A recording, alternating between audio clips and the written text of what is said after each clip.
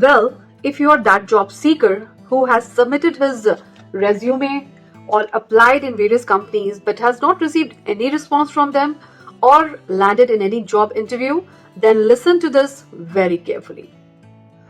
125,484 resumes were analyzed as per a study published by Austin Belcak on 12 July 2021 in his website cultivatedculture.com resume statistics.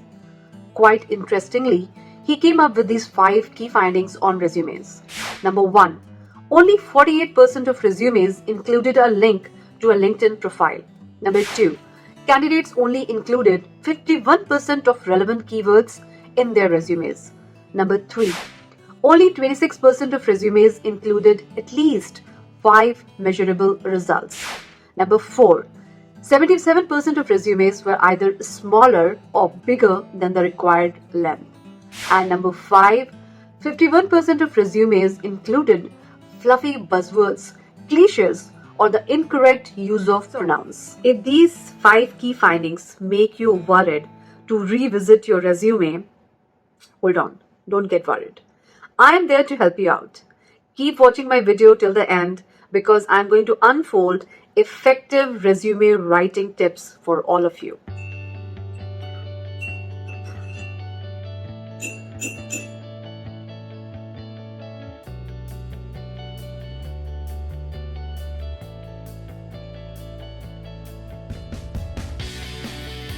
Hello my dear friends, welcome back to my channel. Hope all of you are doing great and staying safe, and if you are new to my channel, a big hello.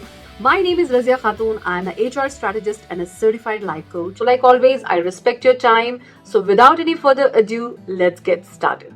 So today we are going to cover the basic difference between a CV and a resume, the basic layout of a good resume, the do's of a resume, the don'ts of a resume, and how you finally proofread your resume before final submission. Do mention in the comment box below if you have any questions or queries with regards to your resume writing. And if you want to seek my free professional guidance on your resume, you can reach me on my email address mentioned in the description box below. Well, before we start, let me tell you some insider's facts. In my role as a recruiter in various companies, I have come across thousands of resumes and I have been actively involved in shortlisting of resumes day in and day out. On an average, a recruiter scans through the resume for 6 to 7 seconds only before he finally shortlists or rejects it. Starting with the first topic of our agenda today, the basic difference between a CV and a resume. CV stands for Curriculum Vitae and it's a Latin word for course of life. Resume, on the other hand, is a French word for to sum up. A CV generally has no limit. It may range from 2 to 3 pages to over 10 plus pages. However, a resume is a short, concise 1 to 2 page document. A CV is an in-depth multi-page document. It details about education, professional career, publications, affiliations, awards, honors, and other achievements. A resume is a professional document that presents key facts about your skills, notable achievements, professional experience, and educational background. A CV used for academic applications, teaching, jobs, grants, research fellowships, publications, etc. However, a resume is used primarily for job applications. Now, coming to the second section of our agenda, which is the basic layout of a resume. A resume has basically 6 key sections, which are as follows. Number 1 is your name and contact details. The second point is a career summary or a career objective. It depends upon your work status. So if you are a professional with a number of years experience, you will have a career summary in your resume. However, if you are a fresh college graduate, you will have a career objective in your resume. Then the third point is your work experience. And then the fourth point is your education. The fifth point is your skills, which incorporates both your technical or hard skills and the soft or transferable skills. And the sixth one, which is last but not least, it's about your awards, achievements, and honors you may have received, any certifications which you have received which may be relevant to your job, your hobbies, any memberships you have, patents, languages you know, and any volunteering activities which you may have opted. So these are the 6 key sections of a resume. If you are very clear on this, then it's very easy for you to articulate. Believe me, you can write your skills, your experiences, your educational qualification, your additional achievements, whatever you have, which are really applicable to the job you're applying for. And this makes your job a lot more easy and it helps you to create a niche, or it helps you to have that winning resume. So if you are sticking to my video till now, I hope that you can relate to my content. My content is meaningful to you, so do not forget to subscribe to my channel, because definitely it will motivate me to make more and more useful videos for you.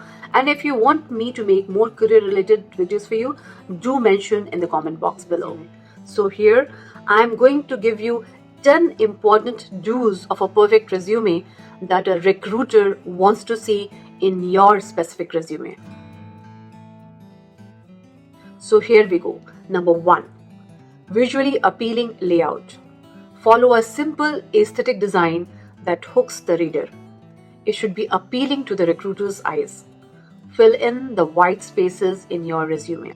Don't leave orphan words in your resume. It means that if you have one sentence which completes itself in 2 lines, so if the second line had just 3 to 4 words, try to make your statement smaller so that it fits into just 1 line, or try to complete the second line with a few more words so it looks complete and doesn't leave any white spaces in your resume. Align the margins, leaving 1-inch margin on all the sides. Font should be readable, and you can definitely use Arial, Calibri, Georgia, Helvetica. A 12 size font is a standard. However, you can make the headings a little big and use bullet points instead of long paragraphs. Help the recruiter to help you. The second point is very important. Make your resume ATS optimized. ATS stands for Application Tracking System Software. So whenever you apply in a company, your resume goes through the ATS software where it's screened basically. So if your resume is neat and clean, readable, scannable by ATS, then of course you stand a fair chance to be shortlisted. The third important point is the resume format. The reverse chronological format is the most common and standard format which is used by job applicants all across the world. It basically focuses on listing your professional experience by starting with your current job first and then working the way back. Alright, but for a student or a fresher, it starts with the educational or the academic qualifications first. Well, let me explain you the science behind it. What happens is that your resume is generally read in a Z shape or in a F shape as per the science. So what happens if you are putting the most relevant information on the top half of your page, it will be grabbing the attention of the recruiter and he will invest a few more minutes to read your resume. That is why the top half of your resume makes a lot of difference, and you should put the most relevant information on the top. The other science behind this is the primacy effect, which says that if you are provided with a list of information, you tend to recall only the items which are in the first or the beginning of the list, and that goes in the long-term memory. But the middle and the end part, you tend to forget it very easily. So that is why you are always advised to put your best achievements or your best skills in the top part of your resume. Right. So this brings us to the fourth important point, your resume length. Ideally, make your resume just for 1 page and don't go beyond 1 page. Try to comprehend all information, no matter how experienced you are. Try to comprehend your information in 1 page.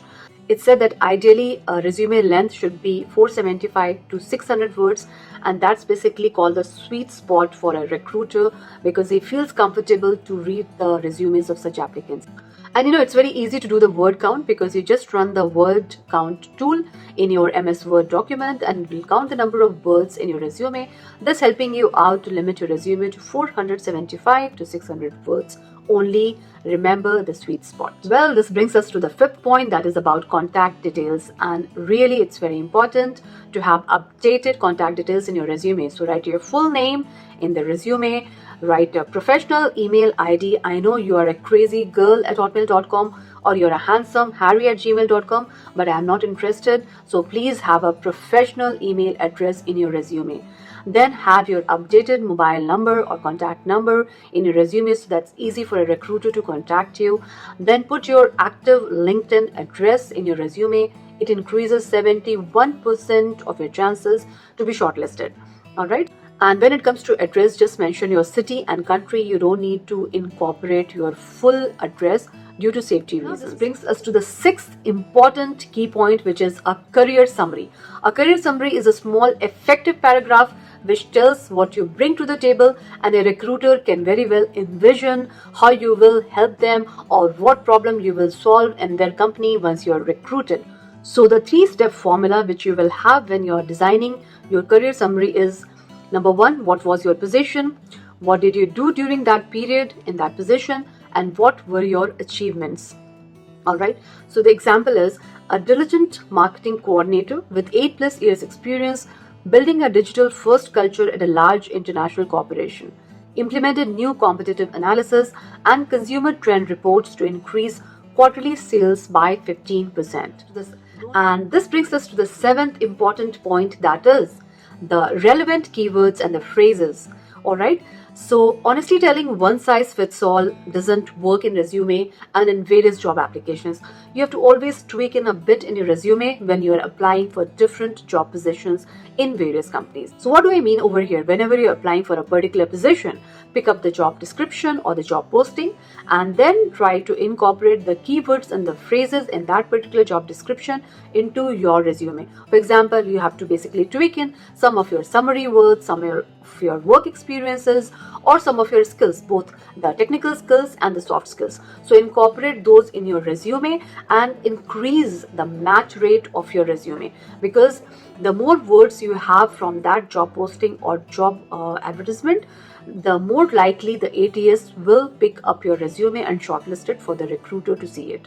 And now the 8th point, which is equally important, the use of action verbs or the power verbs in your resume. The examples being spearheaded, managed, championed, accomplished, improved, directed, upgraded, resolved, delivered, redesigned, exceeded, collaborated. And this brings us to the 9th important do's of a resume, which is use metrics to quantify your achievement. What happens generally, candidates write so many roles and responsibilities which they had served in their previous company that it's of no interest or use to me as a recruiter. So you need to use metrics to quantify your achievements. I as a recruiter is interested to know what you achieved in your previous company and if you can bring the same achievements to my company.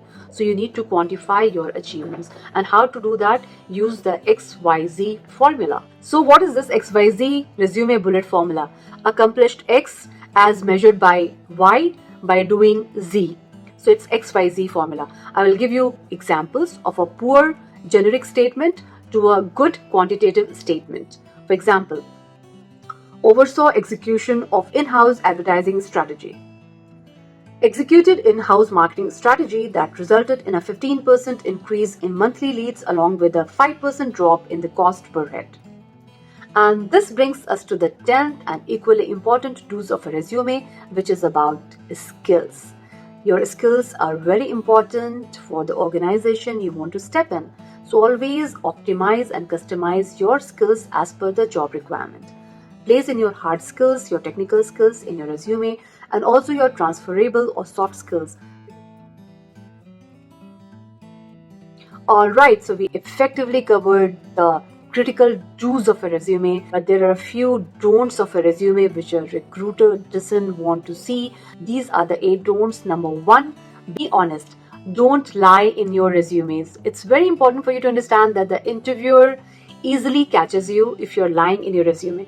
If you are at a beginner level in a particular language or a software, mention it. Don't mention you are at an advanced stage, because the interviewer may deep dive with questions and you may not be able to answer them. So be honest. Honesty is one of the integral pillars of each and every company. So if you're honest, you will be definitely able to crack more interviews. The second don't use personal pronouns like I, me, myself. These have become completely redundant now and they snatch away the professionalism from your resume. The third don't use fluffy buzzwords or cliches in your resume. Take out these buzzwords from your resume. Everybody is detail oriented, everybody is dynamic, everybody is self-started, everybody is result oriented. Just imagine the plight of a recruiter who comes across thousands of these buzzwords in every resume. Remove them. They are not needed anymore. Have more action and power verbs in your resume that will make more meaningful difference. The fourth don't use jargons and slangs in your resume. For example, H2R may be easy for you to understand, but for me as a recruiter, I won't. So mention hire to retire. The fifth don't use your photographs in your resume. Resumes with photographs have 88% chances of rejection.